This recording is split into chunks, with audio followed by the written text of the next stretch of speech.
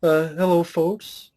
My name's Matt, aka Rambo for Life, and I am joined with. How y'all doing, my friends out there? It's Efree, my good old buddy of Matt's over here. And we guys been following Matt for a long time. You probably know of me, if anything, or whatnot. But we gathered special today or tonight, depending on when you guys see this video or whatnot, to talk about a very, very underrated. I feel probably number two of my most underrated films list. 1992 action flick, Rapid Fire, starring great late Brandon Lee and everything like that. So I talked to Matt about this. I said, "Hey Matt, why don't we try something tonight or whatnot? We haven't done one of these in a long time.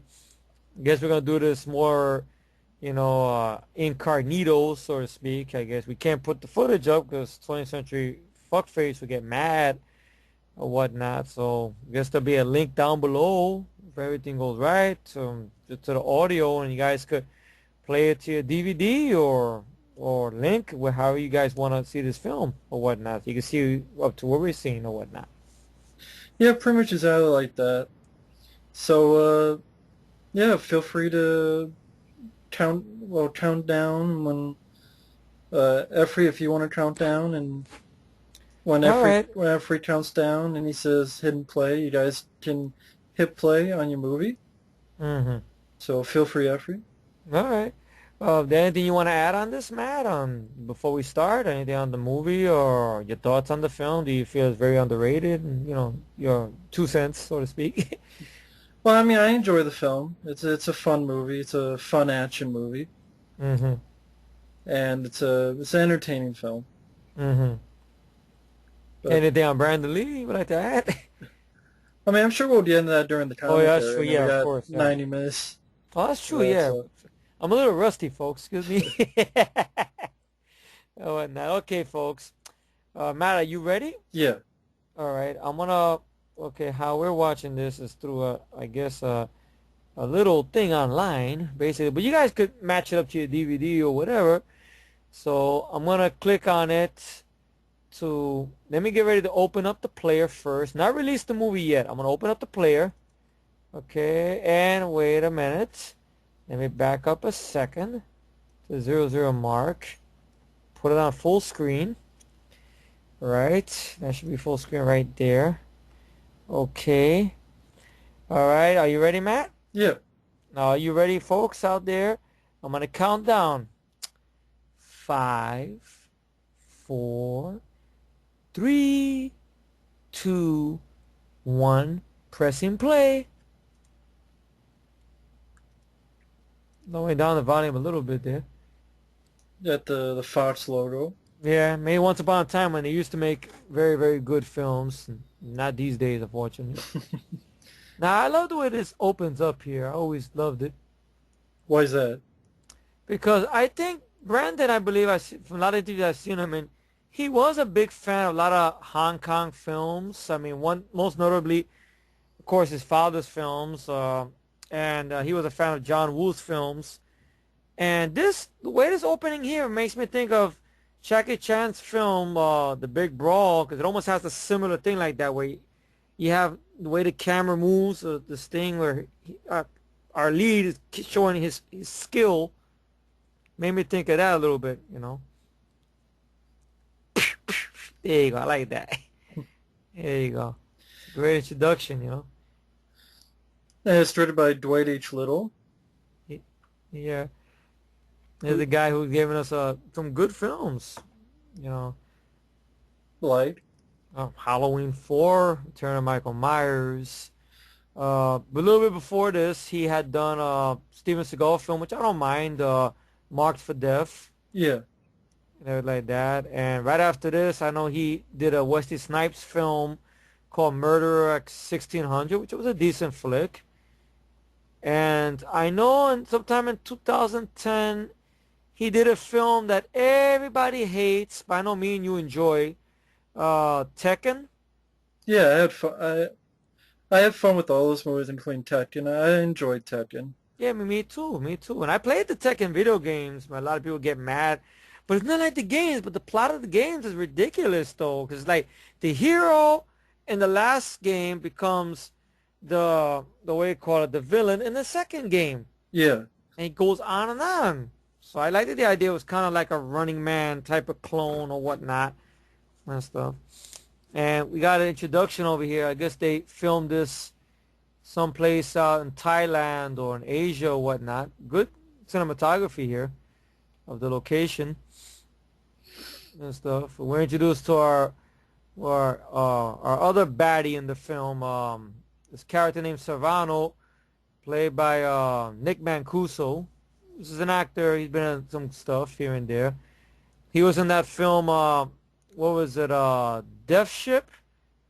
He had a small part in that Oh, film, I okay think. then. He was that guy that fell inside the net with all the bodies. That's Nick Mancuso. Oh, okay. Yeah, and No, I he's know that. also yeah, he was also had a small part in Under Siege. There's another baddie in the film, Taisa Ma, Hmm. who he's been in some stuff. Taisa Ma was also in he was in the Rush Hour films, at least the first one, Oh, the the third one. father of the kidnapped girl. Yeah, he's the guy who's with the consulate or Yeah, whatnot. consulate or something. Yeah. Yeah. He's Tommy. His other sort of The he's other head villain, sort the of. other head villains. And we have Ao Leong, the guy with the balding hairstyle and the big giant mustache. We've seen Ao Leong in a lot of movies, Mac. Can you name it? Can you remember any of them you've seen him in? Yeah, I mean, I remember him in Die Hard, where he stole a candy bar. I Yeah, remember I Corn Peace. So you yeah. He's the tell one that white coined boys to that. kiss my ass. He just killed there and Showdown. I mean, was he in Showdown Road Told? I know he's in Big Yeah, Trouble in Little China yeah, very briefly, he's there. briefly. Al, Al Leon, I mean, you guys could play a drinking game. He's like a Where's Waldo of these movies. You see, oh shit, there was Al Leon. Wow, that's the, yeah. Now this big giant guy, that's the bodyguard of Nick Mancuso. We've seen him around a lot. I think that's, if I remember his name correctly, I think his name is Tony Longo. He was in some of those movies that Full Moon Entertainment, I think, did, these family movies they did. Uh, he was in that movie Remote, Oh, and I think he was also in that other film Prehysteria, where he played the same character, huh. everything like that. Like a He's been, thug or something? yeah, he's always playing like the big dumb guy, in other words, but or whatnot. And everything. But he's been in a lot of stuff, Tony Longo and stuff. And the choreographer for this film was another guy who did a lot of work with John Carpenter, ironically enough, Jeff Amata. Yeah, I know that name. Yeah. And he was also a good friend of our star of this film, Brandon Lee. And this was a movie that was specifically written for Brandon Lee in mind. It was written by, screenplay by Alan B. McElroy, Mm-hmm. who wrote Halloween 4 and has a very good commentary on the DVD. It was interesting listening to him. Mm-hmm. And I think he helped writing on Tekken and Yeah. Wrong Turn. That's right. He did Wrong Turn. And I forget what else Alan B. McElroy's done. Oh. Mm. Did he do Marked for Death? I have, it's Might not funny. have. Yeah. I mean, I have IMDb in front of me here. I'll look it up. So Go you can ahead. look at, okay. Yeah. And music's done by Christopher Young. And Christopher Young, I mean, this guy, he did the score for music for Fly Part 2. He did the score for, I believe, Hellraiser 2. I think the first Hellraiser. Yeah. Now, I like this scene right over here because Nick Mancuso made a stupid mistake, his character, and insulted this man in his domain in front of all his boys. So now, to ensure respect and to let the audience know that this is a guy that's dangerous with his hands too, and, you know, he's got some fighting ability, which I like when they do that in movies like this, where you see your villain is very handy with a weapon. Then you're like, okay, later on, like our hero is gonna have a handful dealing with this guy. Even though I don't think he's as deadly as I would say from that new movie, like that character Mad Dog from The Raid. That guy was deadly, I think. Yeah. A little more deadly than Taisa Ma, but still he did it good with the choreography here. And right now he's gonna say something in Sicilian to piss off Nick Mancuso and stuff. Because all this got started because basically Nick Mancuso needs some money of this guy's business, and this guy said no, and Nick Mancuso dissed him in front of all his people, and now he's cursing him out in Sicilian, which now on goes the war, more or less.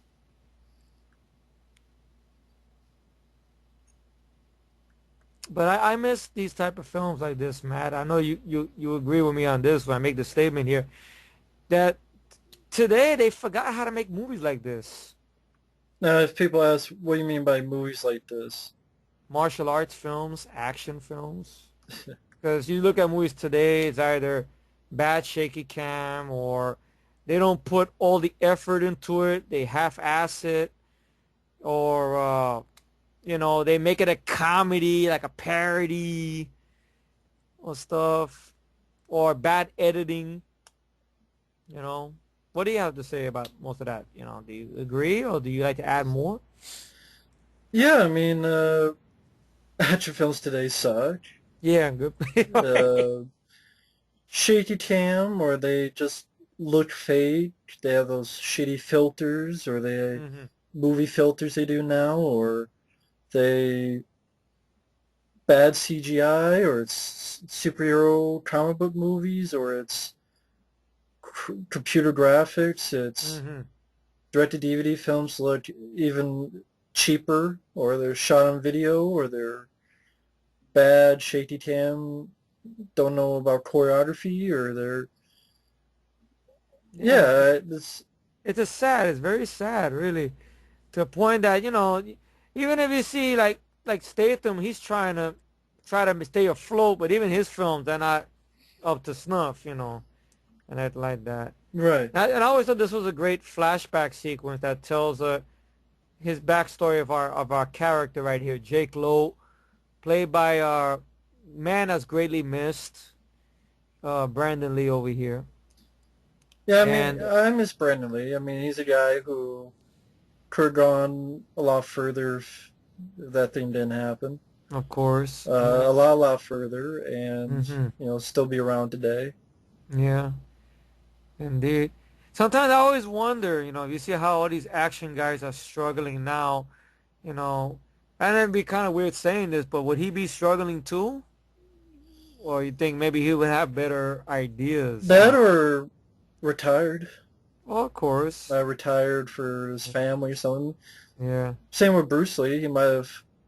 Who knows how long he would have made movies? Maybe he would have made movies retired like Sean Connery and Mm-hmm. these guys who just they retired.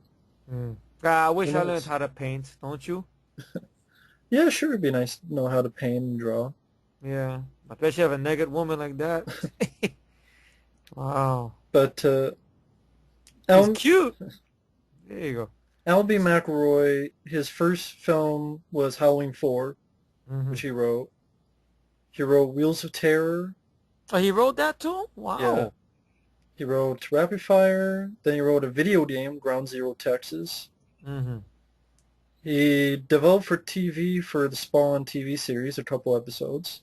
All right, cool. Spawn movie. Not so cool. Ballistic Ecks vs. Sever. It's okay. Wrong Turn. Yeah, badass. The Marine. Fuck, no, really? He had it? Jesus. I don't know, maybe it was, if it wasn't John Cena. Maybe, yeah.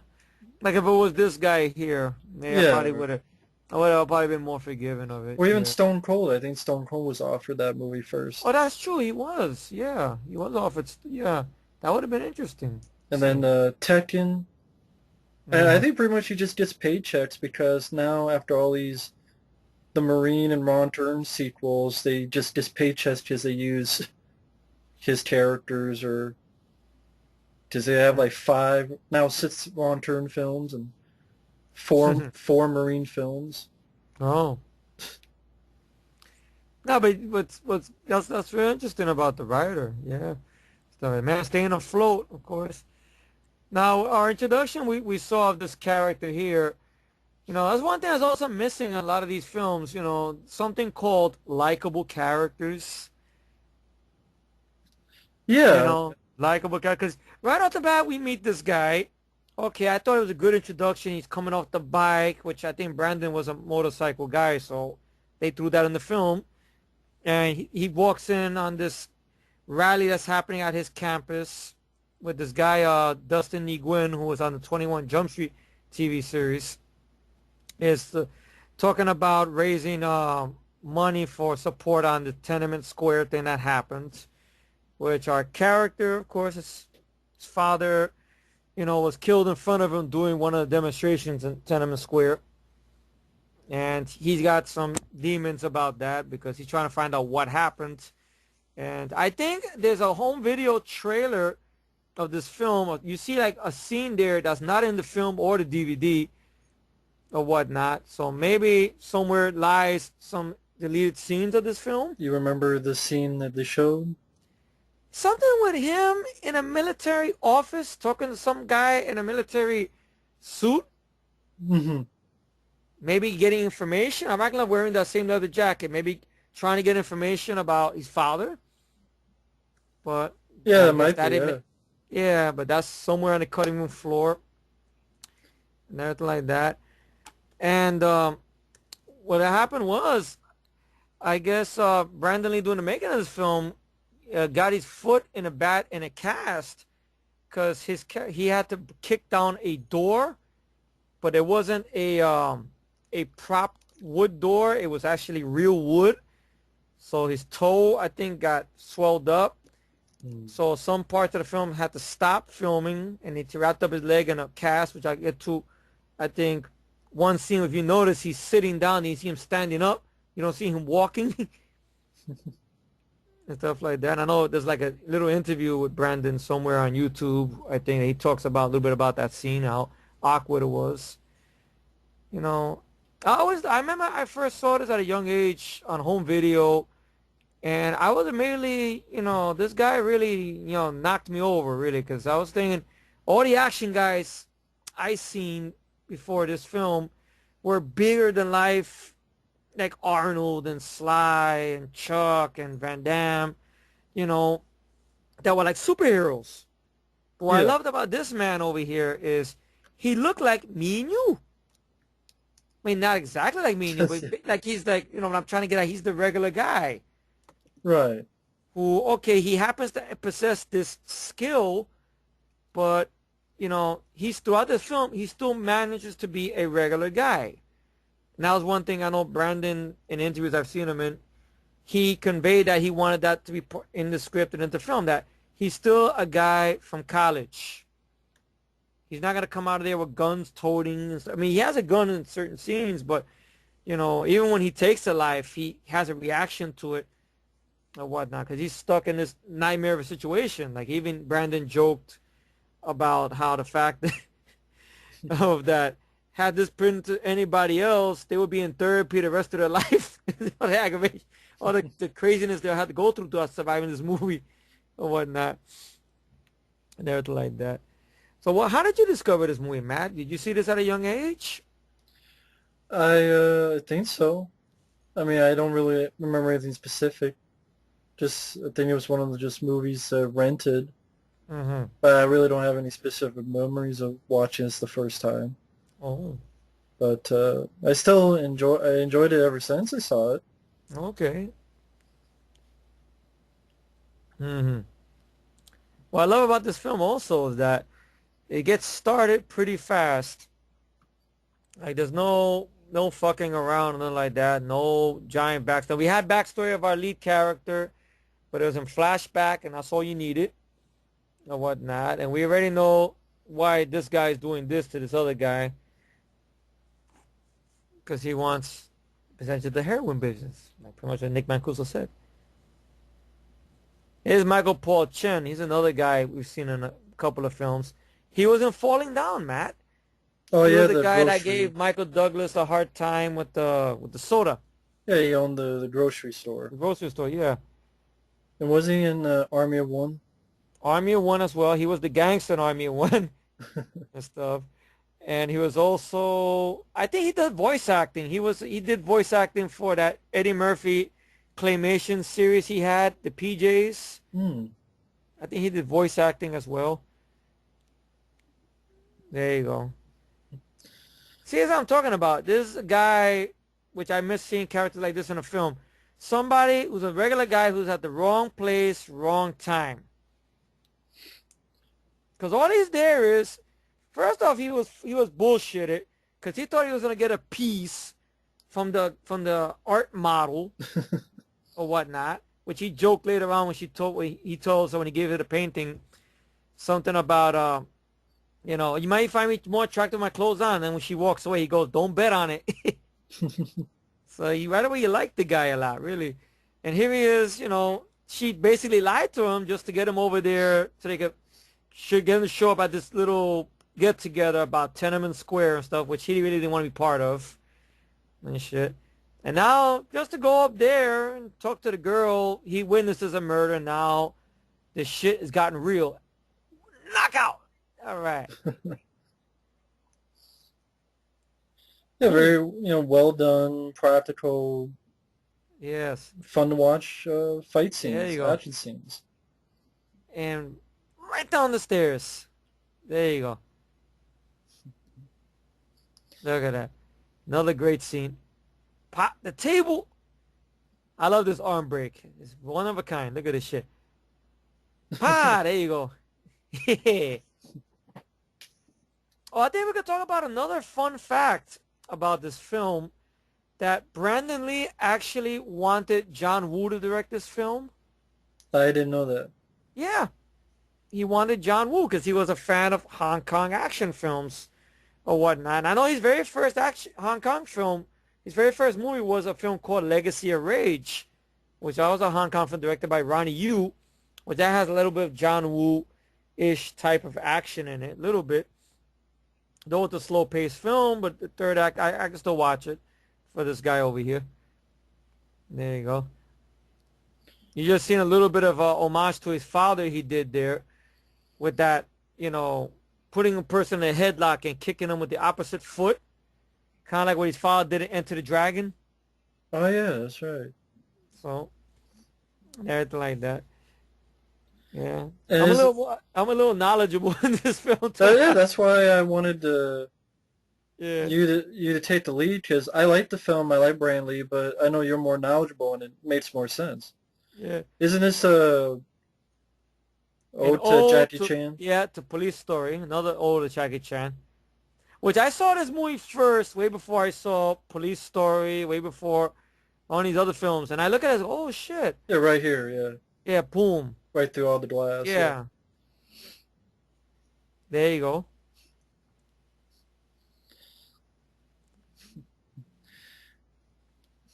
Yeah.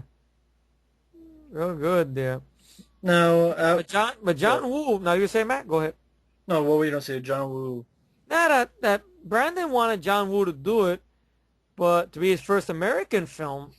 But what happened was, I don't know what the exact thing was, if John Woo declined it, because I guess this was 92. Maybe he was in the middle of finishing work or doing work on Hard Boiled.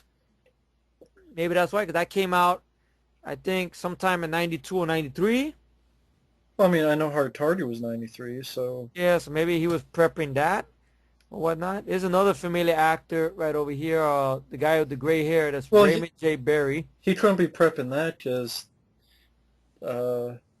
this was 92, right? This Yeah. one came out, so it'd be like 90, 91. More like, Oh yeah, Hard Boiled was 92, so it came out the same year as this. yes, maybe he was working on that, maybe. Yeah, he was probably busy doing that. Yeah, that would have been interesting to see, to be honest, a little more interesting to see. Yeah. Now we got another familiar face. Here's our villain from Marked for Death right over here, Bezel Wallace, Screwface himself. Oh, really? I never knew that. Yeah, that's Bezel Wallace. Yeah, Screwface. That's his character's name in Marked for Death. I didn't know that was the same guy. I guess Yeah, we learned something the new, man. There accent. you go. Guess just where Dwight H. worked for it. Yeah. Now I know some people might say this was kind of maybe dumb on Brandon's character's kind of part. Like, why would he be drawing a picture of the guy he's seen? Because now if they see him drawing that, they would know he knows something. But I could forgive it because it is what it is. And if you didn't have him drawing that, then he would have no movie. But you have a lot of, technical people out there who pick on stuff sometimes. Then again, we do that for films we don't like, so, or whatnot. Goes hand in hand.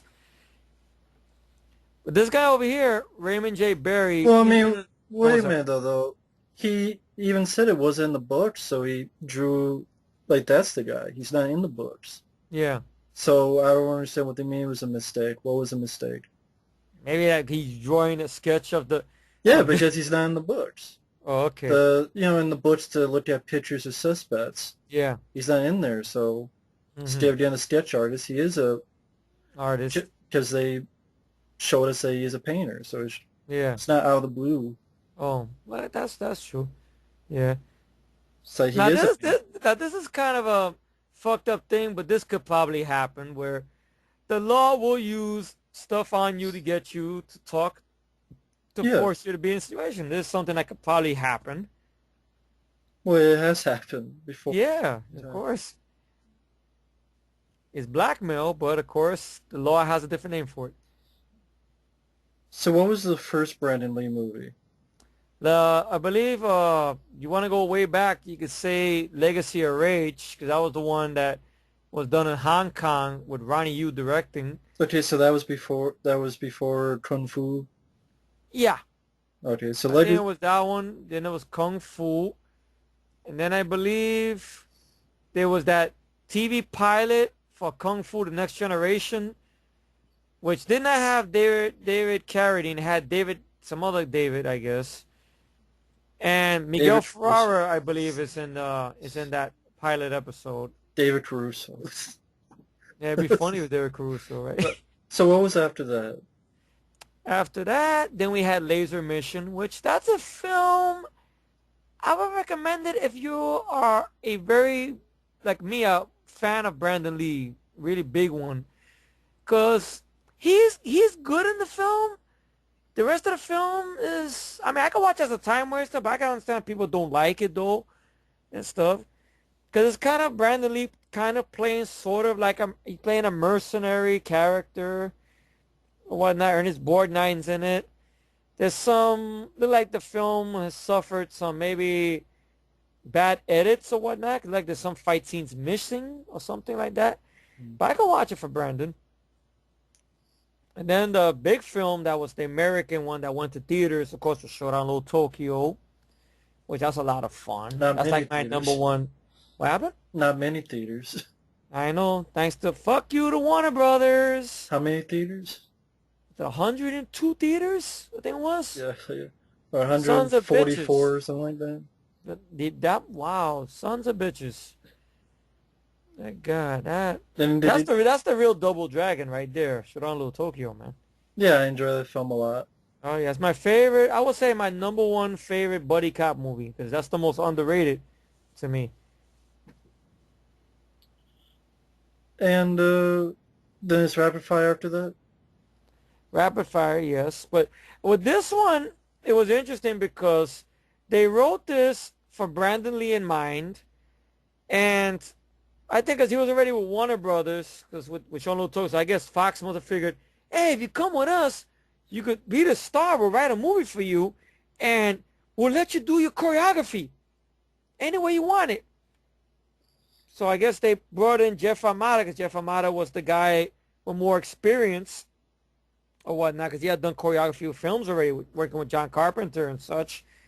So he came on board and they Well, did this film.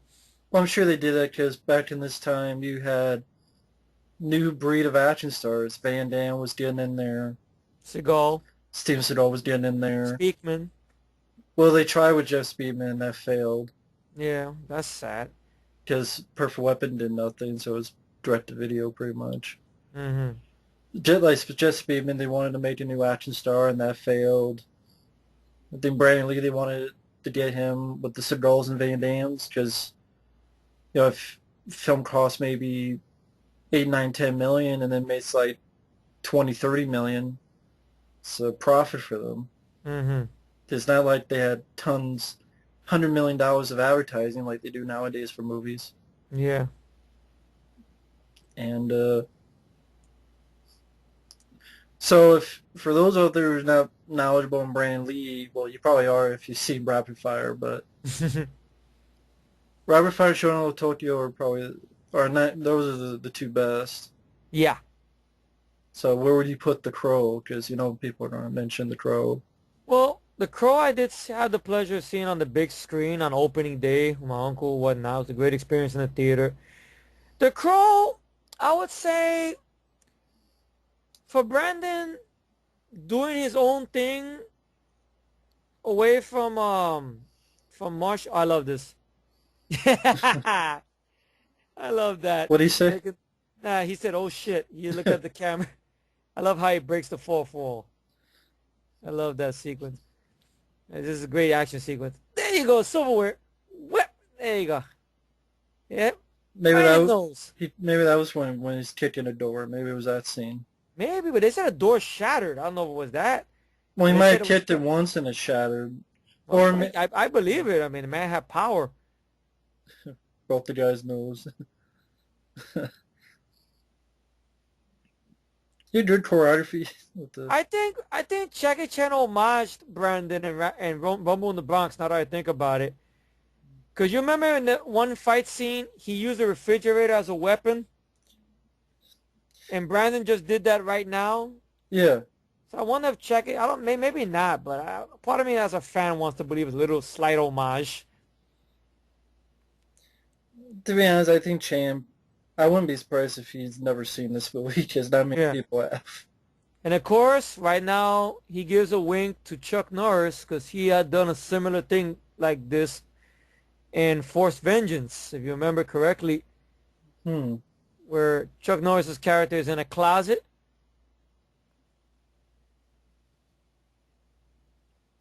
Okay, but is that really a wink or is just like a coincidence? Maybe a coincidence. I don't know. I'm a knucklehead sometimes. Right? I think everything's homage.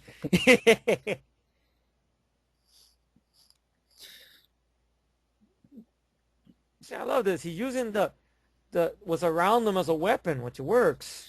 Well, I mean, these scenes here showcase you don't need to shake the camera and edit every 5 milliseconds. Yeah, You can let them do what they can, do what yeah, they know. exactly. Just They have the talent, let the guy show the talent off. kind of like And he, was it director Blood and Bone said? oh yeah, Ben Ramsey said that. See, I like this. He took a life. He's acting normally. It's like, okay, oh shit, I actually killed this guy, but I had to do it because it was him Uh, or me. Kicks him through the window. Yeah, through the window and stuff. And his over here is Kate Hodge, which I always liked this actress. I mean, she was on a TV series around this time period called She-Wolf of London. I used to watch. And before this, she was in the first Texas Chainsaw Massacre film I was introduced to, Texas Chainsaw Massacre 3 as well. I don't think she's gone on to do much, sad to say. The Hidden too. Well, that's sad to say, literally, and stuff. But I was saying before about The Crow, because I know Brandon, he didn't want to be, a Xerox of his father. He wanted to get into the business. This is all from what I've seen in interviews, folks, and what I've looked up. I did the research. He wanted to get into business, but he knew the only way he might be able to get in there is with his name. Like, I know there was a funny little interview story he talked about how when he went to one audition and there were a bunch of black and white pictures on a disc, and this talent agent, this lady, supposed to be a good-looking lady, Brandon described, uh, in the back of the picture, when she saw his picture, it said Bruce Lee's son, and Brandon just kind of like, put his eyes down a little bit, and she noticed that. She goes, "Oh, I'm sorry, does that bother you?" And Brandon, being a little bit of a smartass, he said to her in a silly way, "Well, how would you feel if someone referred to you as a nice blonde with the big tits?" So, he had a way with his dialogue or whatnot. But he got his name in there. Okay, he realized, okay, obviously, with the market that was happening now, it's the action movie market of all these guys, Van Damme, those other guys or whatnot, Norris, Seagal, that were coming out and on the screen at big time during the time now. So he started getting his name through there and stuff and everything like that. And I know there were offers he got for Mortal Kombat, I believe. Yeah, the Johnny Cage. Johnny Cage, which I watching that film again, I could see it. I could so see it. And I know there was that project they had written for him called Simon Says, which would later get retuned and rewritten and become Die Hard with a Vengeance. Or, sad to say, years down the line, 12 rounds. That's almost like it, right? Basically. Yeah, wasn't it going to be Rapid Fire too? Was that Rapid Fire 2? I didn't know it was Rapid Fire Yeah, 2. That's the first time I learned about that, folks. I thought that was going to be its own movie. I don't know that's I going to think be there's Rapid going to Fire. be a plot for, I thought, for Rapid Fire too, Oh, I believe. that would have been interesting. That Wow. well, I mean, I know they wanted to do Rapid Fire too. Because they must have made some money, obviously. 'Cause this came out in the summer of 92. In the beginning of summer, you could say Universal Soldier made a lot of money. That's another classic we got to talk about one time. I mean, sometime down the road or whatnot. And Brandon, he got the opportunity to, and he beat out some big names who were gonna be in The Crow. Like I think Brad Pitt, I think was Johnny Depp, Hmm. which those guys were up and coming at that time. And wow, I know James O'Barr at first was being a bit of an asshole in the beginning because he's like, I don't know, I don't want to turn to a martial arts movie and this and that and everything like that. But Brandon came in there and he knocked it out the park.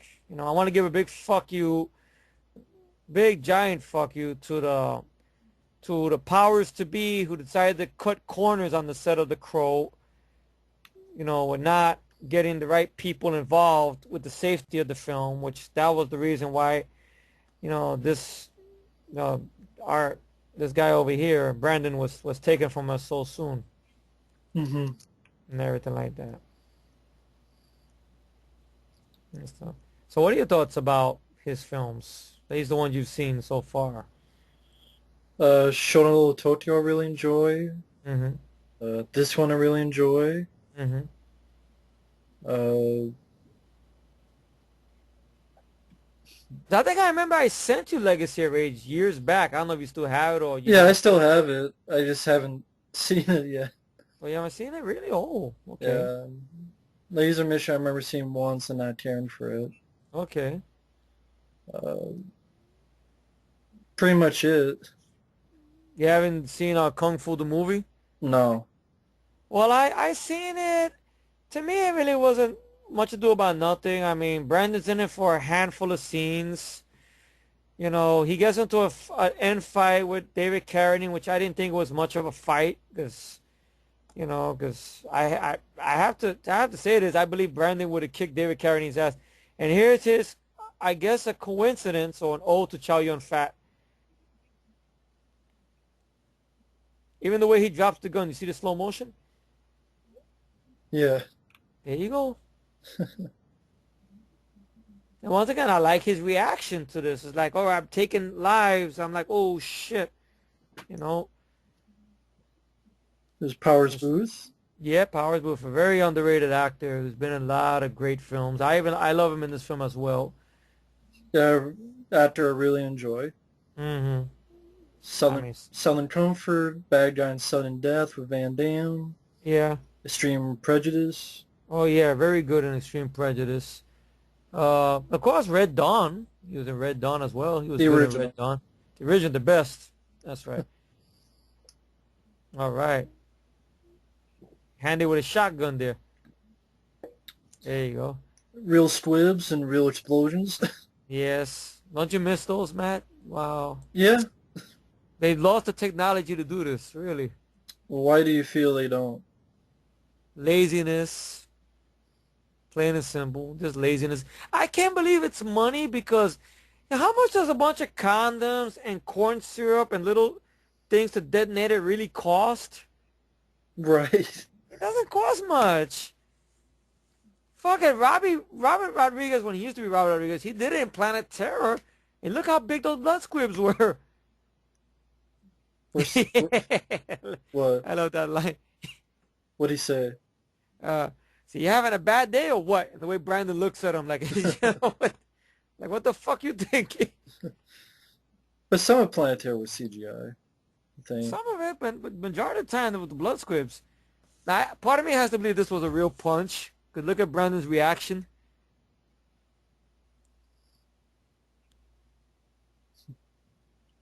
See? Look at his face. I can just imagine doing a cut. Why the fuck you hit me that hard? Shit. Well, another thing I would like to bring up also, I got it from you. I know you mentioned it one time, a very long time ago, What's and that the one and only guy that would be the perfect Peter Parker Spider-Man is this man right here. Yeah.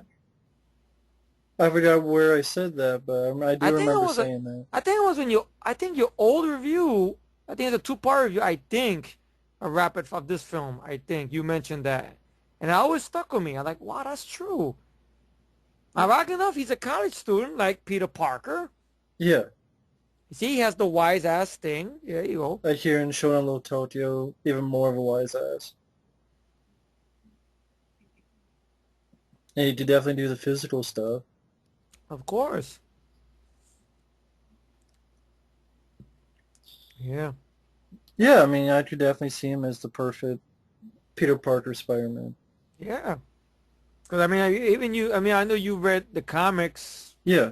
With the comic, you said it a couple of times yourself, even when you ranted on the 3 and on the newer films or whatnot. You said that Parker in the comics is basically a regular guy. Yeah. He's not Opie Taylor, or he's not, the guy from Twilight that they got now and stuff like that. Even though he's not the guy from Twilight, but the way his hair is or whatever. Yeah, just don't think of them as regular guys in those movies. For some Yeah. reason, they don't do it. Yeah. And you can't catch Brandon Lee doing that whole thing like to be or not to be Maguire did in the second film. The rain just keep falling on my head and then freezing. Ain't nobody but me. Exactly. Yeah. Now I'm not a big guy at all. I mean physical wise, but if I was ever to get into physical stuff like weights or whatever, his body and his father's body would be the template for me. I would love to achieve. Because I like that slim, muscular look. Because plus it's good for someone like these guys like Brandon and Bruce or even Mark Dacascos. That it helps them more with their density. Well, I think Van Damme would be in that. What happened? I think Van Damme would be in that. Van Damme's it's a little bit more bigger though, I think. Isn't he? Compared to Brandon? I guess. Yeah, he's a little bit more bigger, but he doesn't get too much. Even Dolph has to keep his muscle mass a little bit more down. Even he mentions that if it's too big, then it's going to limit you physically. Right. And stuff. Yeah, that. Now, this guy that's about to get the shit kicked out of him here, like I mentioned before, is Raymond J. Barry. He was Tom Cruise's father in Born on the 4th of July. He was the captain of Robert Duvall's character in Falling Down. Of course, he was the vice president in Sudden Death. Ironically enough, with Powers Boothe in it.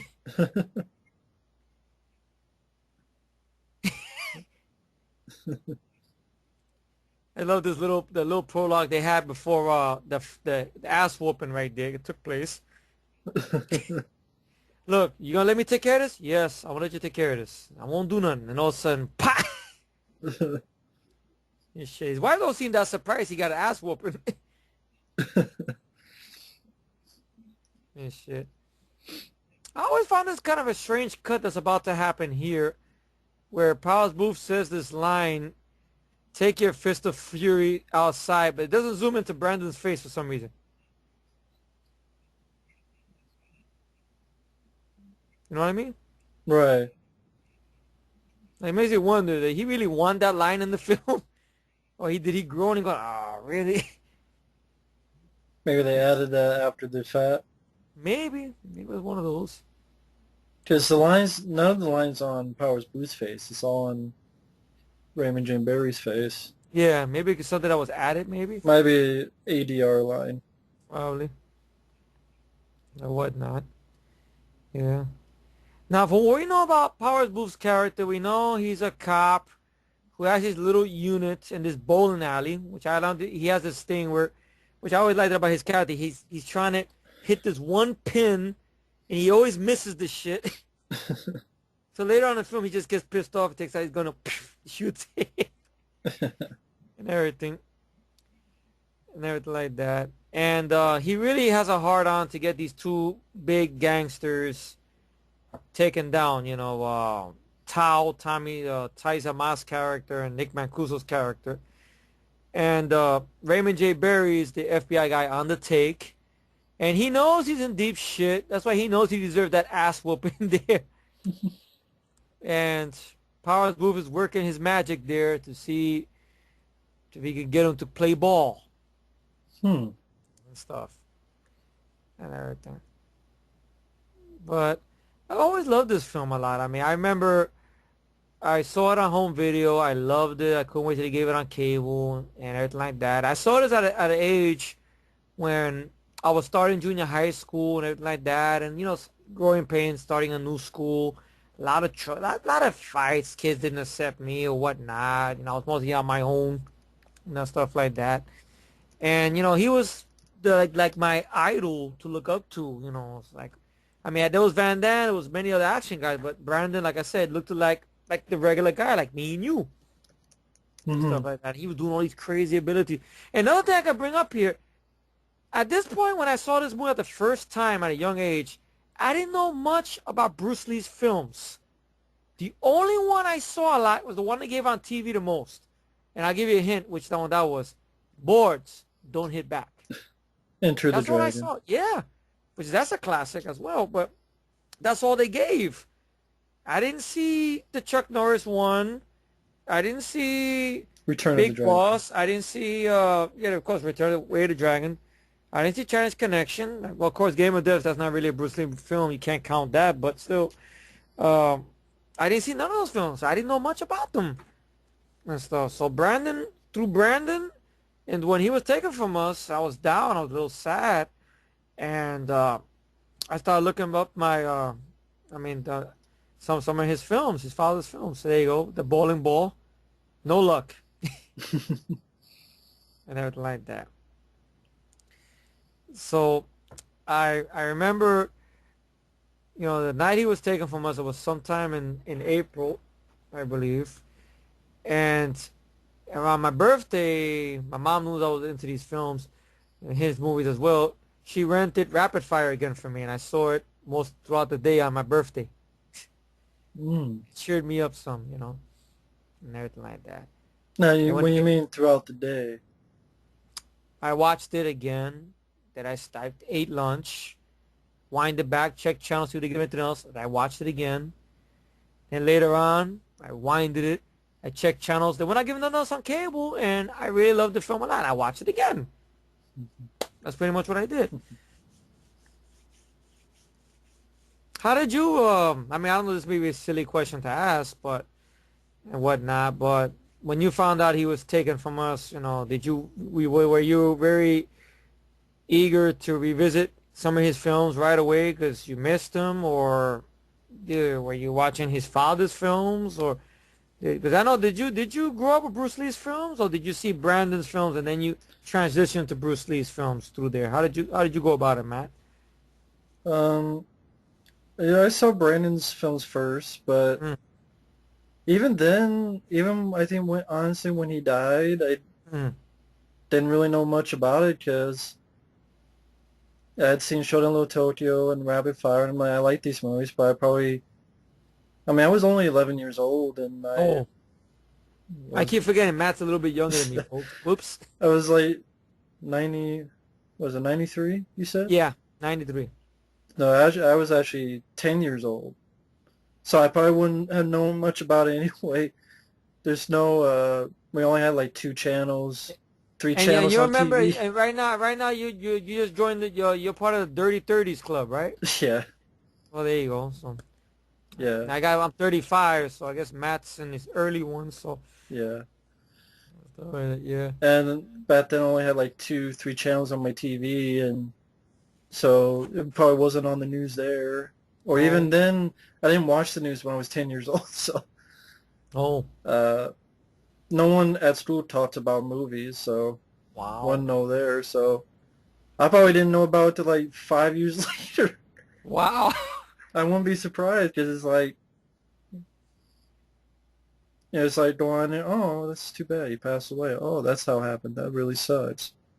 It was Yeah, probably really like one of those things. wow. I think, but also at the time, like at 10 years old, I was probably, if it was action, I was watching just more like Stallone, Van Damme stuff, Arnold stuff. Mm, wow. Mm. Well, I love that this movie's pace is crazy, really, because you get little dialogue moments there, but they're very little. Then it transitions to the next scene real quickly. Like right now, we're gonna get to this big set piece over here and everything like that. Now, I know Brandon talked about also the fact that he uh he liked it going to work as we're doing on this film because it'd be like when he would do another film before this, he was like, okay, I'm going there, I got to work with the choreographer, I got to do this and that. As opposed when he went to work on this film, it was okay, I'm going here, I'm going to be working with the choreographer now, and now it's my idea, it's my creative control now, and whatnot. I like that what this character did with Brandon's character. That he's admitting he fucked up. This is in the past. That's what he said. Yeah, he knows he fucked up. He knows they both know that they're going into the lion's den here. No whatnot. Now it is wrong what Powers Booth's character is doing because he's basically using Brandon's character because Brandon doesn't know that Powers Booth's character Ryan has this tape of this whole conversation between Raymond J. Barry and Nick Mancuso's character or whatnot. Because if he wants to, he could just pretty much, just shut them all down with that. But since Brandon's character is gifted in this form of martial arts, Chi Kune, he's going to use it and fuck up the Chicago mob. That's it. Oh yeah, this does take place in Chicago. Yeah.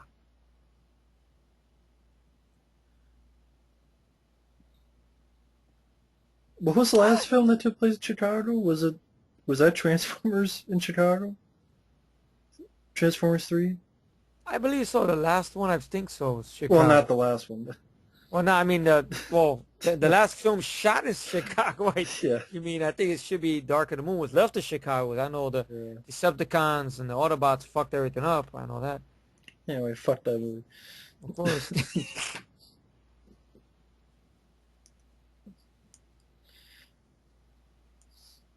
But those are the movies that replace these movies, to be honest, folks. Yeah, it is. Those are the summer blockbusters.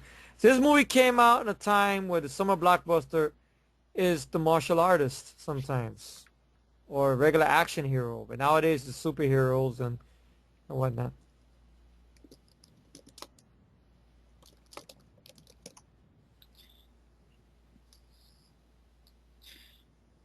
Yeah, it was one of those things that just Hmm. yeah. This only made 14 million in the U.S., Yeah, so not too much. yeah. I like this little bit of dialogue here. Finger by finger, ribs, rib by rib. Then I'm gonna break your legs. Knock yourself out.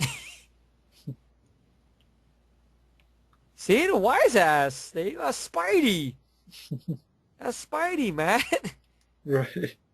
I mean, you see it more evident in Shaun Little, but that's Spidey. It is. It's Spidey. That's it. Mhm. Yeah, so I mean, the only people I could say out there, at least from what I've noticed nowadays, or at least over the last couple of years, was doing kind of this type of film, kind of, is Michael Jai White. I mean, not like this exact plot, but a guy who knows martial arts and is holding the camera in one spot, Yeah. and filming it the right way and stuff. Even he said on a commentary to one of his films, or Ben Ramsey said it, or his buddy, director of Blood and Bone said it, just keep the camera straight and let the person with the martial arts, the skill, just play it on the screen. Yeah. No quick cuts, no this, no that. That's it. No wires. Maybe use wires to heighten the stuff a little. That's about it. Right. That's about it. Yeah. And everything. Yeah. Yeah. I mean, the way when this film came out, it debuted at number three Okay. with just 3 million on the weekend. Okay. No, 4 million on the weekend.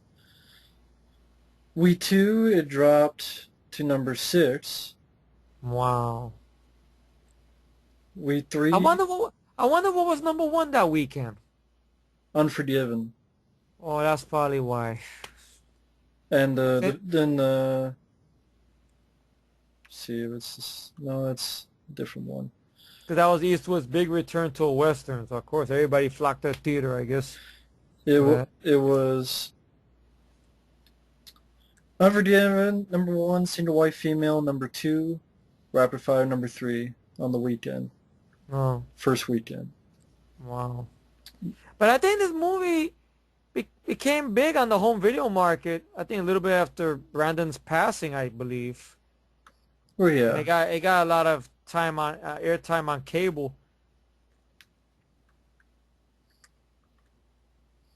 this is where the Once shit again, hits the fan. yeah, the shit got more real now. And once again, I love this character's reaction to this. Because granted, he's not going, screaming or whatever. Like, I'm scared. This is fucked up. Wow. I just going to go out and get some pussy from a girl. She lied to me, and I'm in all this shit. So right into this moment now, I think this character's had enough now. He's like, I'm not relying on Chicago cops. I'm not relying on this. I'm going to do it my own fucking way. And boom, that's it.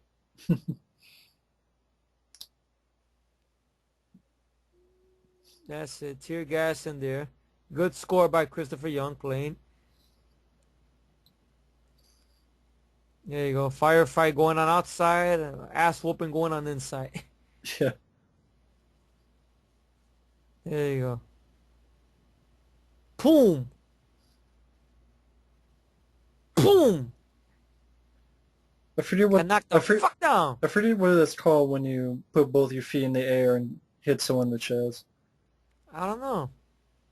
I know the behind the scenes clip I saw, it was actually a trampoline he jumped on. Oh, okay. He jumped on a little trampoline, then he got the money, then he just pushed him right into there. Now they told him to get out through that door, and obviously that door's fucked up. So now he's got to use more of his skill to get out of that place. Yeah, I mean that's the good thing about this is that if guy has skills, let him use it. Yeah, there you go.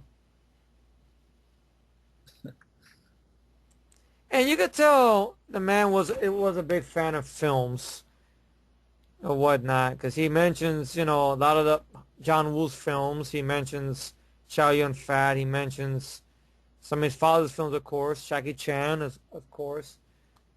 Yeah, I like this. This is a very good shot here. One shot. Yeah, Boom!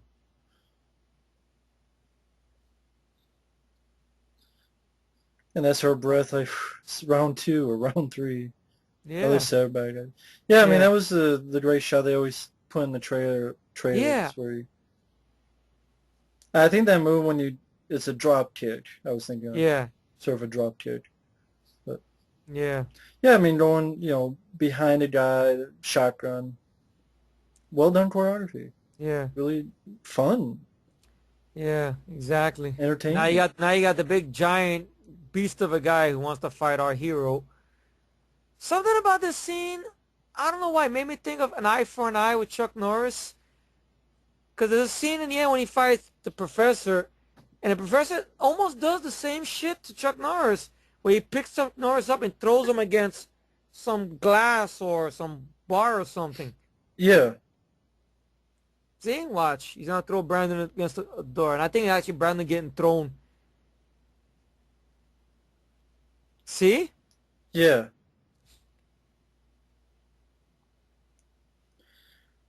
Yeah.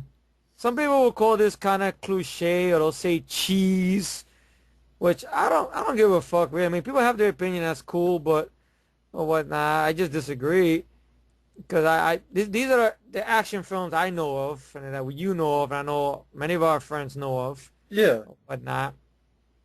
No. They prefer the Michael Bay action, and they prefer a lot of superhero Or even action. just the Bourne, that editing style. Yeah. But here's something interesting. Jeff Amata is the choreographer on the Bourne films. At least I think the ones with Matt Damon. Hmm. And the fighting ability that Bourne is using is Wing Chun. Hmm. And then it's also a little bit of Chi Kune Do. Hmm. So technically, Bourne is fighting like Bruce almost. Just the editing Just the editing is fucked up though. and the shaking of the And the camera. shaky cam. I love this line. This guy was talking out of his ass, being an asshole. Now he's talking scared shitless now. And what's the line in case people want to hear it from? Yeah. Okay. Okay. All right. All right. What do you want? Okay. You didn't hear anything. You didn't see anything. I'll give you all the money you want. Tony. You that no. The only time a man doesn't want money is when he wants something else. Look at him like a pig. All he wants to do is get out of one piece. Yeah, you're sweating like a pig. Not the face. Hey, hey, elbow. And an elbow. That's the exclamation point, Matt. There you go. Hey, look at this. Natural reaction once again. Of course. Like, oh, fucking day. You know? I love that. It's kind of weird because this always kind of seemed like the end of the movie. In a way it is. Technically, it's like, It's like it's like, this almost feels like the end of the movie. Like you have this big finale action scene. He yeah, beat the bad guy. yeah, He's gonna walk off into the sunset after giving a fuck you to the guy who used him. yeah, So he feels better, a lot yeah, better. of course. But I think maybe that's one of the reasons they got two villains, Yeah, obviously. I think so. They must have figured, okay, he's gonna go through this villain a little too easy.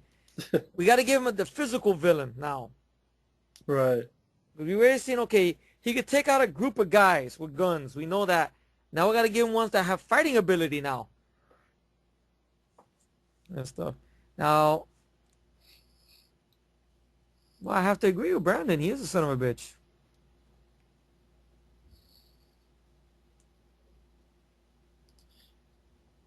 Yeah, he tried to use it before Brandon didn't have to do that. Yeah, exactly.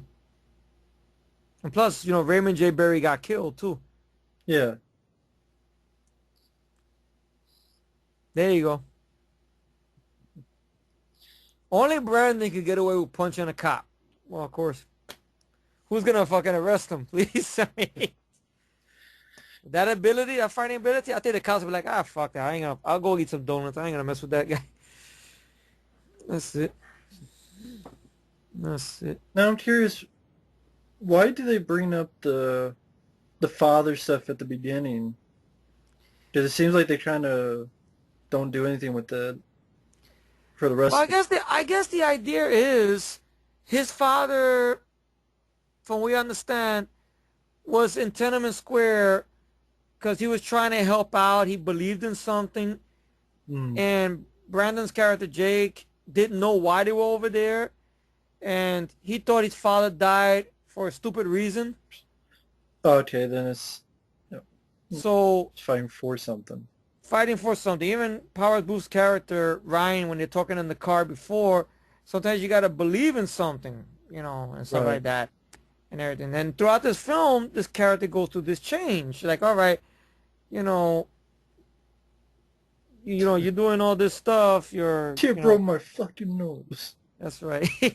But But you're going through all this stuff and everything like that. I just He in the was like, scene here is like, yeah, yeah. You know that you'll see him sitting, and then in a little while they're gonna cut. He's gonna be standing, is because his foot is in a cast. hmm, We don't see his feet, interesting. and the interesting about it, and what's awkward and silly about it, is gonna be a quote love scene. Yeah. And Brandon joked in an interview that it was hard to do that scene. He would have to do a lot of fight scenes than that because, for one, he was involved with a woman that he was already engaged to or whatnot and everything like that. And plus, it was more like, watch my foot, please my toe, watch my foot, please, please my foot, watch out my foot. So, just remember getting chuckles hearing that story or whatnot. Now, he don't want to accept the fact that his father was over there, his character's father was over there for a good cause or whatnot. But now he's got to accept it. See, now he's standing. Yeah. We don't see him walking, though. Right. It's the tricky thing. I always wonder, why is that? Then when I found that backstory, I thought, that's why. It makes sense. And stuff and everything. But I like that arc that this character had for somebody who really didn't want to be involved in politics. He didn't want to be involved in this. Okay, he's forced into this, but now he realizes, okay, I got to do this the right thing, so, or whatnot. And by the way, we got to talk about this great soundtrack this movie has with Hardline's music. Yeah, this is one of their songs. Yeah, Can't Find My Way. We'll get to the other one when it gets to the end. Yeah, of course. But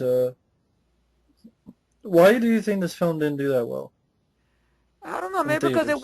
it went up against Eastwood. That was his big return to westerns. Even then, it like debut at number 3, then it drops to number 6, then it drops to number 9, and then it's like not even in the top 20 after a month. Yeah, maybe because of the movies that was going up against, probably. Maybe because people figured, I don't know, Bruce Lee's son. I don't know, like, and stuff like that. Or I don't know. Maybe they didn't feel like giving it a chance or whatnot. They were getting tired of these kind of movies. Maybe.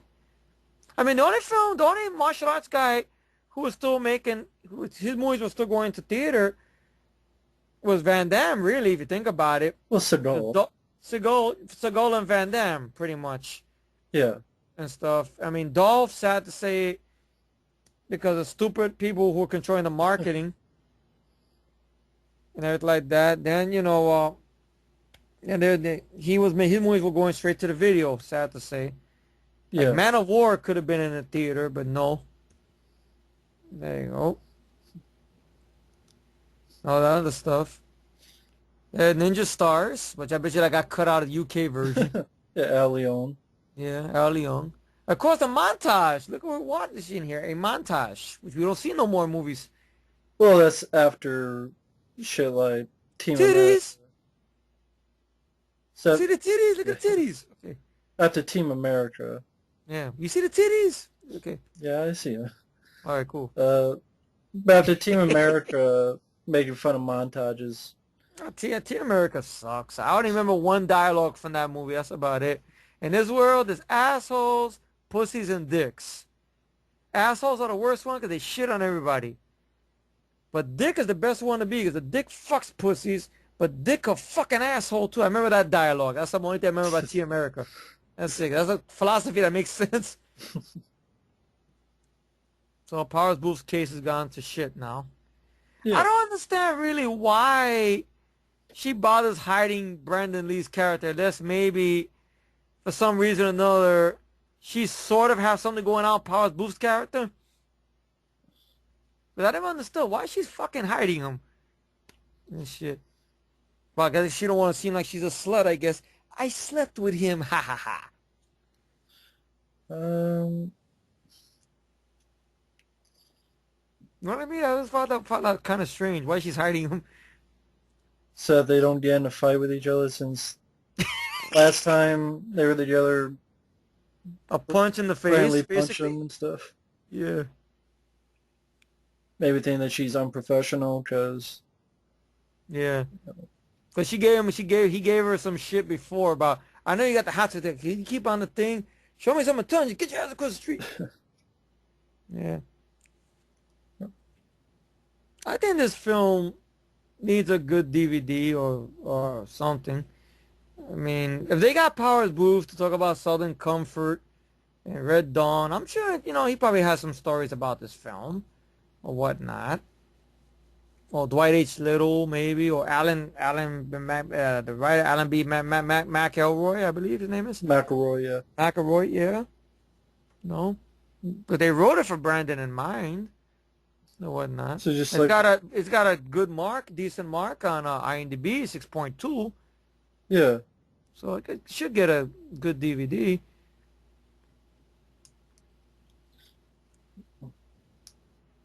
Yeah, nothing much on the DVD. Nothing at all. I think on YouTube there's like a behind the scenes featurette. That's on YouTube, bro. That has the fights and it has Brandon's interview a little Is bit. it I think. Might be on the DVD overseas. Yeah. If it's not on the DVD in the US, then it's on the Region 2 DVD. Yeah. Maybe I'll pick that up sometimes. I got the Region Free player. Well, I mean, why? You just watch it on YouTube. It's just. But that's true. Yeah.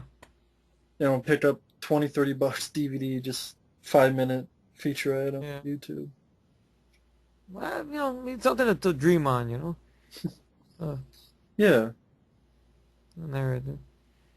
The movie's runtime is pretty quick. I mean, we're already approaching the third act now. Yeah.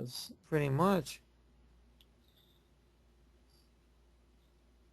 See, now he overhears this, and now he knows what he's got to do.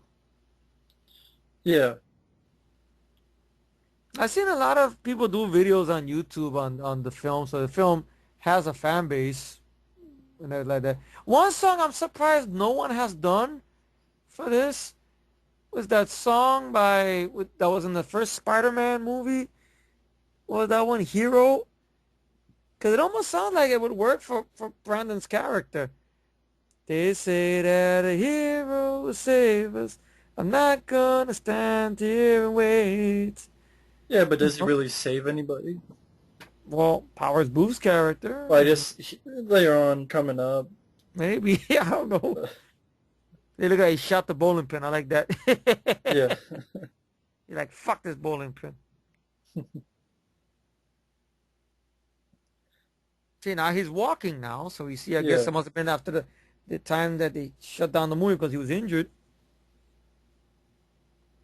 So I guess they don't have cops that go undercover. They just have to have this guy do it. That's why I was laughing at the fact. I know you love the film. A lot of friends of ours love the film. Pieces. Yeah. Christopher George kept on getting this fucking college kid with the Jew fro to help him out.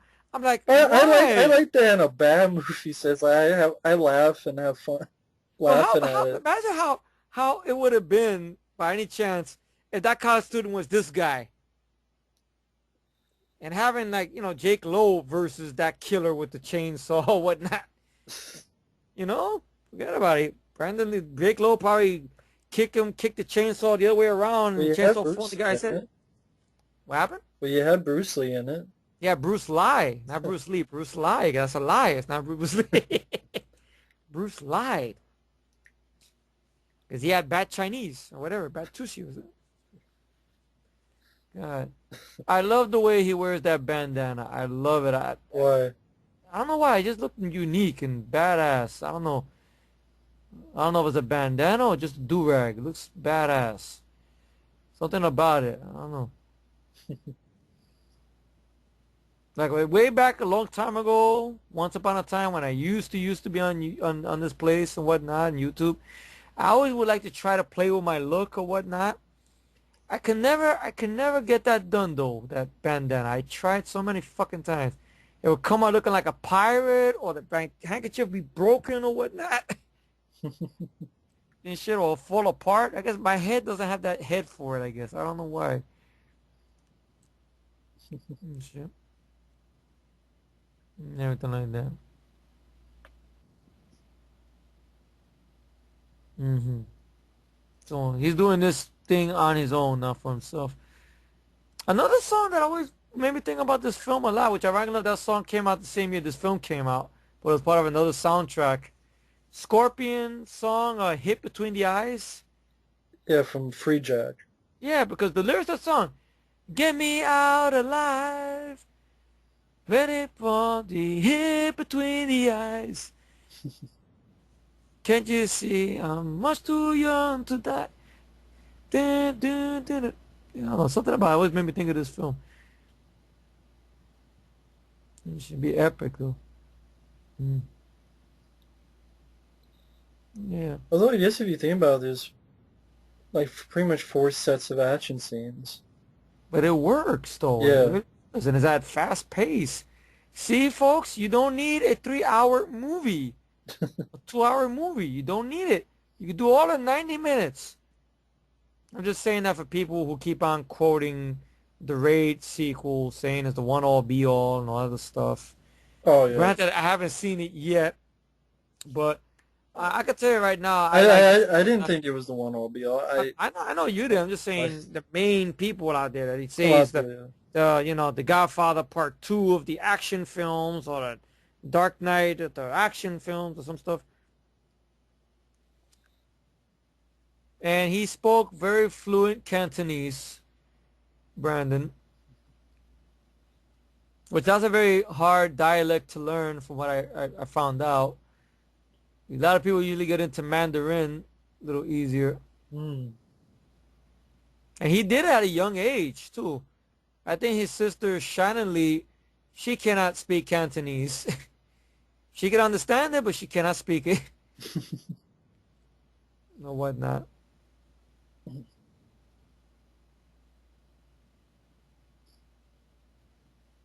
He even makes glasses look cool. Look at that. See? Really do wish though he didn't do the crow, to be honest. I know, I understand. I always looked at it, well, he wanted an opportunity to branch out and stuff and everything like that. Like if they forced him into that film, then I could be But more angry. I could say, but they hit him. What the fuck? They had to put him in that movie. But he wasn't forced into the film, and he wanted to take a crack at it or whatnot.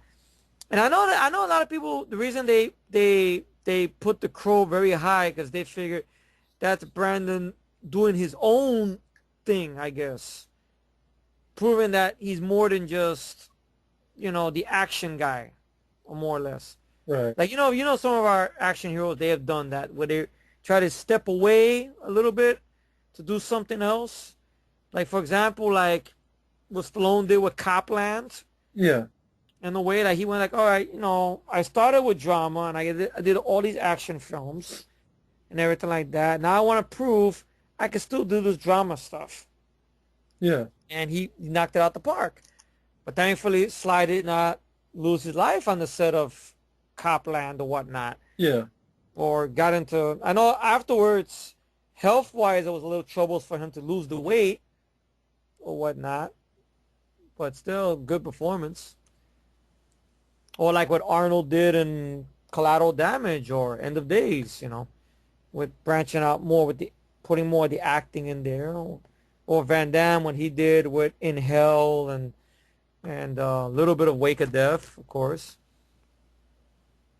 and everything like that. Some of these actors try to branch out and stuff. Yeah, exactly. Yeah, yeah. See, look at it. Even the way he jumped out of that. That's Spidey. Yeah. It is. The way he jumped down like that. Real quiet. Imagine him just coming out from doing from his webs. That's Spidey. I'm telling you. See, that's not Speedy. That's not Speedy. That's Spidey, like you see in the new movies now. You call him Spiderman. That's tough. I think one of the henchmen, maybe not the ones we're gonna see now, one of them might be James Liu. He's another guy you've seen in a lot of martial arts films, Matt. James Liu is the guy that with the knife that tried to fight Van Damme in Time Cop. When Van Damme is in his underwear. You remember in Time Cop? Yeah, And definitely. yeah, I think he was the guy that got beaten up in the gym by Jeff Speakman as Yeah. well. Jeff made it that cool, cool, cool, cool, cool. Well, he made that son, how he said because he looks cool, cool, cool, cool, cool. Stuff like that. And everything. Yeah. I'm a cop and you're a piece of shit. That's the story. What are your feelings about the villains in the film, Matt? I think they're fine. I mean, I have Yeah. no problems with them. Okay. Yeah. 'Cause I know a big chunk of the screen time is usually Brandon, really, Yeah. and stuff like that, which is cool.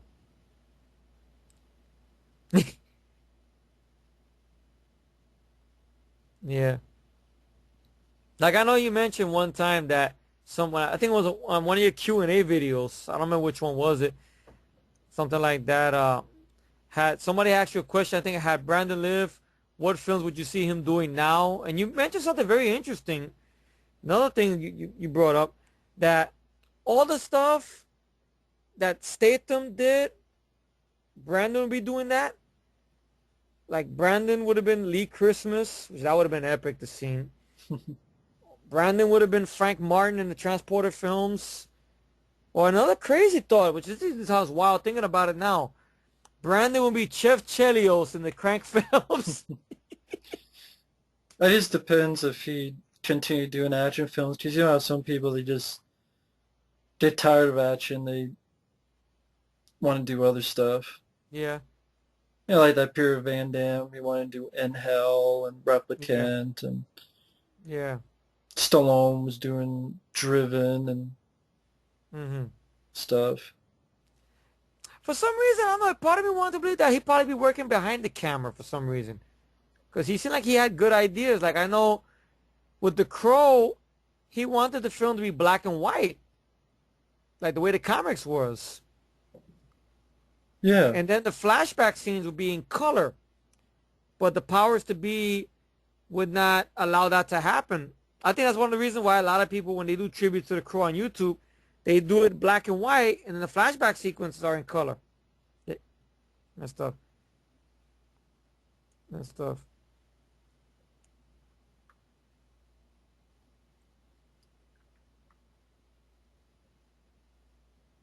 There you go. Okay, I think it's one of the guys over here is James Liu, I think, that's going to fight Brandon. James Liu. Yeah. Double kick. There's an ode to Raiders Lost Ark. Brandon confirmed it in an interview. Oh, okay. Check this out. It goes up there in Raiders Lost Ark with what Indy did with the guy with the sword and the gun. Yeah. I think the guy on the right there is James Liu. Is it? Yeah.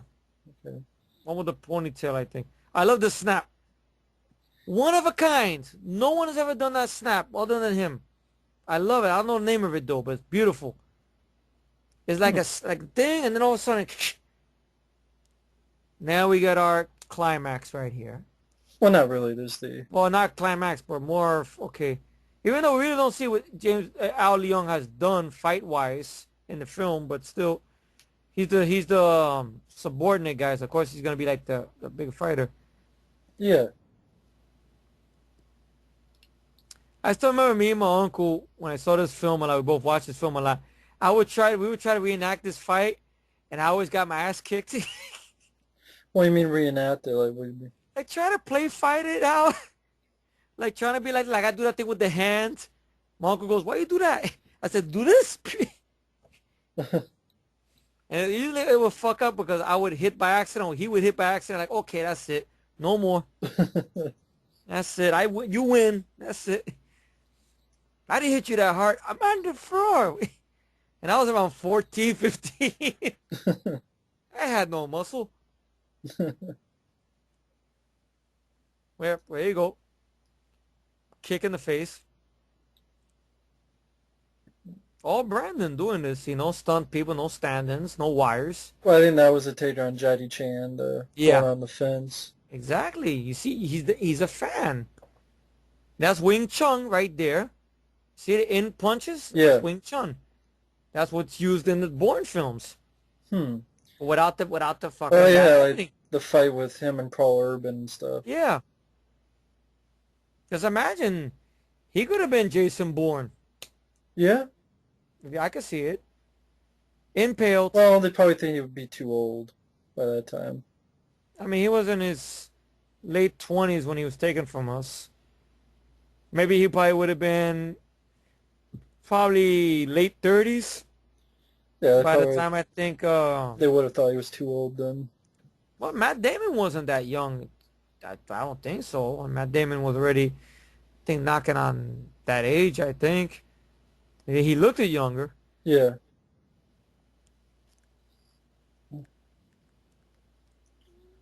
This must have been a very dangerous stunt to do because you're dealing with train tracks, I can imagine.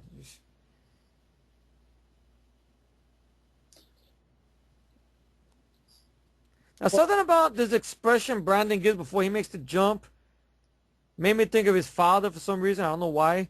This his facial expression for some reason. That's that expression right there. hmm. Made me think of Bruce for some reason. I don't know why.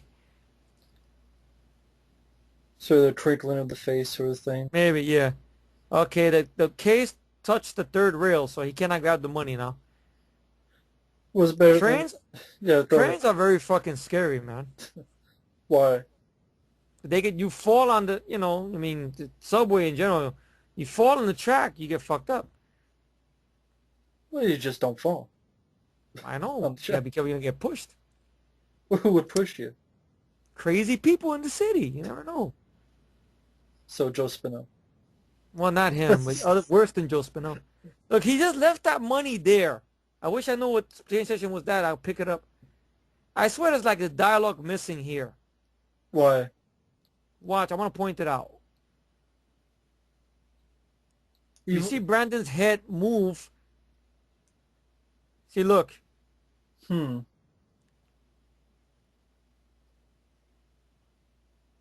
Something about the back of his head looked like he was in the middle of talking, but they cut it out for some reason. I always thought it was kind of a strange cut. Hmm. Well, what else would he say? Yeah. Well, you're a bad guy. I'm a good guy. You're going down. I don't know. Of I course, kind of wish if I evil have one peps. little thing about this fight, I wish it would be a little bit longer. But maybe they figured, well, they already wasted that with Al Leong and him. Yeah. Because you would think they did the stick fight with Taisei Ma in the beginning for some reason, even though they use a little bit of it here. Yeah. Yeah, they're using a See, little bit of it here, yeah. yeah, which they don't do much with. Of course, that's the end of it. But I guess the reason they did it, maybe because they wanted the villain to die in a more brutal way, I guess. It's better than Protector 2. And that, on that fucking train subway fight. There was a train fight with that with the RZA? Oh no. No, on that guy where the electrical and they sounds like lightsabers. Oh yeah, oh That one god. guy. No. Now not only is he gonna get run over, he's gonna get fried. Yeah. He's getting fried with the third rail, but that doesn't kill him. This kills him. Smack right from the train. Yeah. That's it. No muss, no fuss. That's why I'm always careful in the train station. Stay away from the fucking edge of the platform. See, the case of money is still there, Matt. We gotta find it. Of course, there was a Pepsi machine, so evil Pepsi. Hey, Brandon will get a Pepsi on the way back.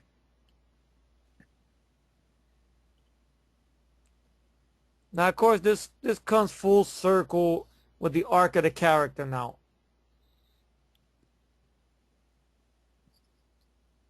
Once again, another selfless act he's gonna do.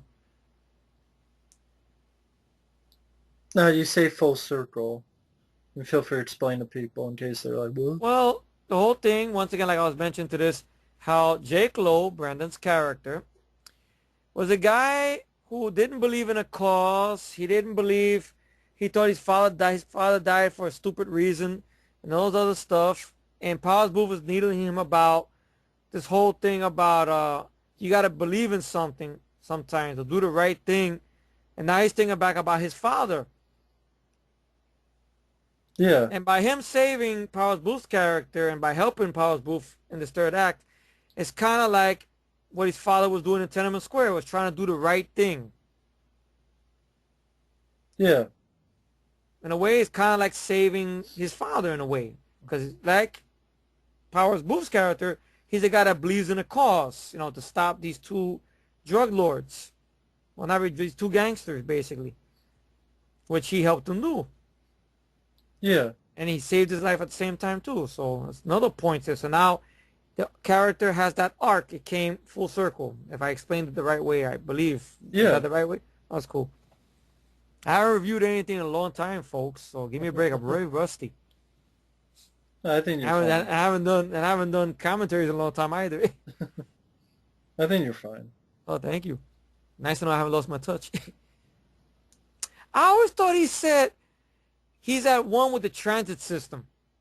But he actually says he's at one with his ancestors. Which I always thought would be a more funny line. He said he's at one with the transit system.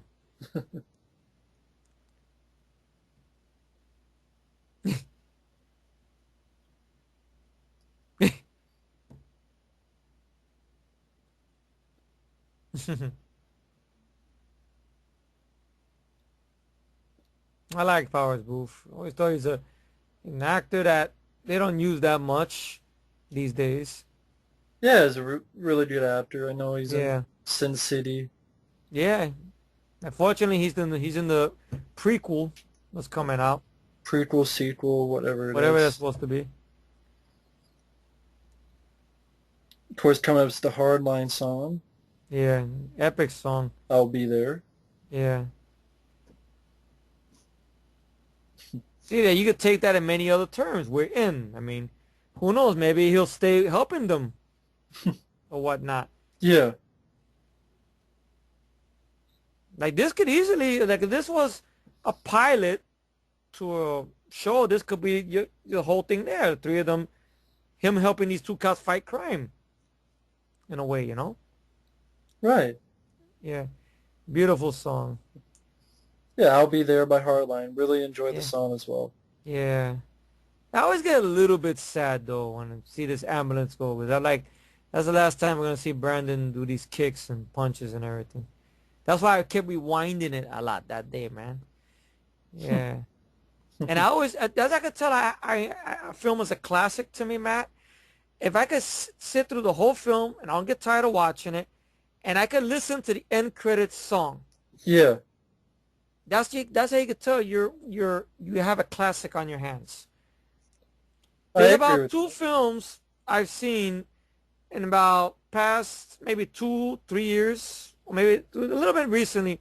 Dread was one because it had a good end title music in the end. Drive was another one that had good end title music. And the Raid Redemption Yeah. had end title music, which was very good. I think I tell you, you know you're gonna have a classic on your hands and stuff. So the movie's over already. Of course, you got the props there by Stan, not Stan, Jeff Amata. I don't know what I was thinking. Stan. There you go. Stanley.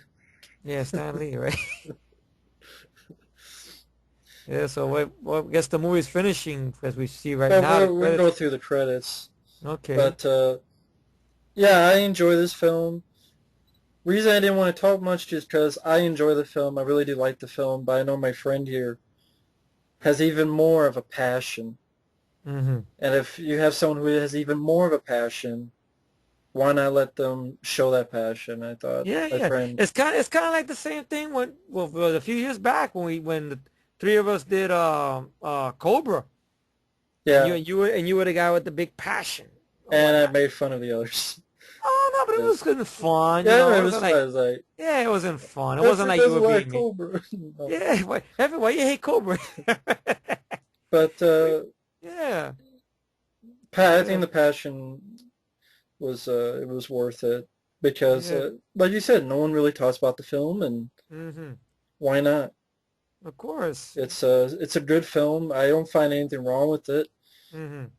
and you know, Don Folto. Oh, I was thinking of another name. For some reason, that name sounds familiar, but anyway. Delta Roy. But good action scenes, fast pace, great end title song, great Mm-hmm. lead. Brian Lee's very much missed. Yeah. Rest in peace, Brandon Lee for life. Yeah, Rest in peace. I would say him and Bruce. I'll go on a limb and say this: they're my favorite action guys because they're the most underrated. You know. was Bruce Lee So, really underrated? well, that's true. Not Bruce. I mean, everybody knows Bruce. I mean, mostly Brandon, I would say, Hmm. or whatnot, or stuff like that, because he's the most underrated. Plus, his star was taken from us. So there goes see fight choreography by Brandon Lee and Jeff Amata. And Jeff Mata. Look, Rick Avery was one of the stunt guys, Matt. Team Rick Avery Red. would want to direct um, Deadly Outbreak. Oh, okay. I really enjoy that movie. Yeah, he's a stunt guy in this film. Hmm. Another guy named Dick Zyker, which I know I heard that name before. Of course, Can't Find My Way and I'll Be There by Hardline. Epic songs. Yeah, really good songs. Uh, say the word, say the word, say yeah, I will be there. Na na na na na na na.